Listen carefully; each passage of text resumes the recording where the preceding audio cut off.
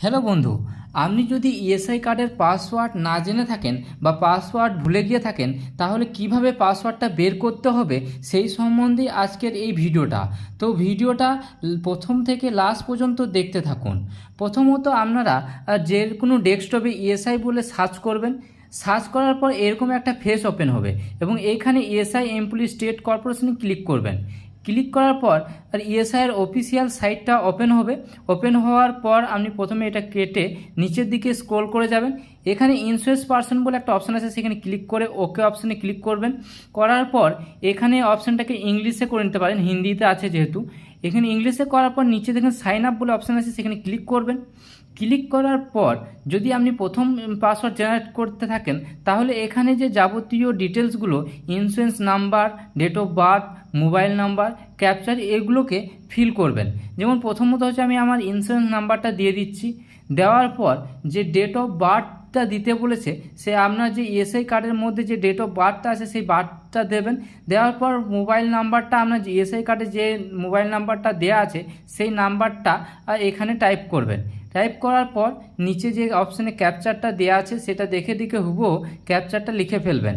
ফেলার পর sign up করবেন। সাইন আপটা করার পর এখানে আমার ডেট অফ বার্থটা ভুল হয়েছে, সেই জন্য আমি আবার ডেট অফ বার্থটা সঠিক দিয়ে আমরা দেখাচ্ছি যে সাইন আপ করার পর নেক্সট অপশানটা কেমন আসবে। প্রথমত হচ্ছে ইন্স্যুরেন্স নাম্বার তো অলরেডি দেওয়া আছে। দ্বিতীয়ত হচ্ছে date of birth. Date of বার্থটা আমি ফিল করে দেখাচ্ছি। প্রথমত যে ডেট অফ বার্থটা আপনি এইভাবে সিলেক্ট করে ফিল করে নেবেন। করার পর মোবাইল নাম্বার অলরেডি দেওয়া আছে, ক্যাপচারটা দিয়ে দেবেন। দেওয়ার পর সাইন আপে ক্লিক করবেন। সাইন আপে ক্লিক করার পর আপনার ঠিক এই ধরনের ফেস ওপেন হবে, যেভাবে আপনি স্ক্রিনের মধ্যে যে ফেসটা দেখতে পাচ্ছেন। এরপর আপনার ফোনে 8 সংখ্যার একটা ওটিপি যাবে, সেই ওটিপিটা এখানে টাইপ করবেন। টাইপ করার পর ভেরিফাইয়ে ক্লিক করবেন। ভেরিফাই ক্লিক করার পর আপনার একটা নতুন আবার একটা ফেস ওপেন হবে। সেই ফেসে গিয়ে আপনাকে নতুন পাসওয়ার্ড আর দিয়ে পাসওয়ার্ডটাকে সেট করে নিতে হবে।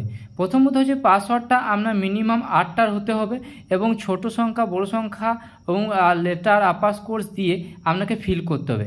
সমস্ত যে রুলস অনুযায়ী লেখা আছে নোটে, সেই অনুযায়ী আপনি পাসওয়ার্ডটা দিয়ে দেবেন। দেওয়ার পর আপনি এখানে সাবমিট অপশানে ক্লিক করবেন। সাবমিটে ক্লিক করার পরই আপনি দেখতে পাবেন যে আপনার পাসওয়ার্ড আপডেট বা সাকসেসফুল হয়ে গেছে।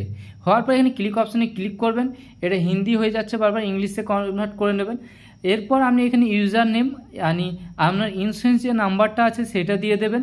দেওয়ার পর যে পাসওয়ার্ডটা আপনি ক্রিয়েট করলেন সেই পাসওয়ার্ডটা দেবেন।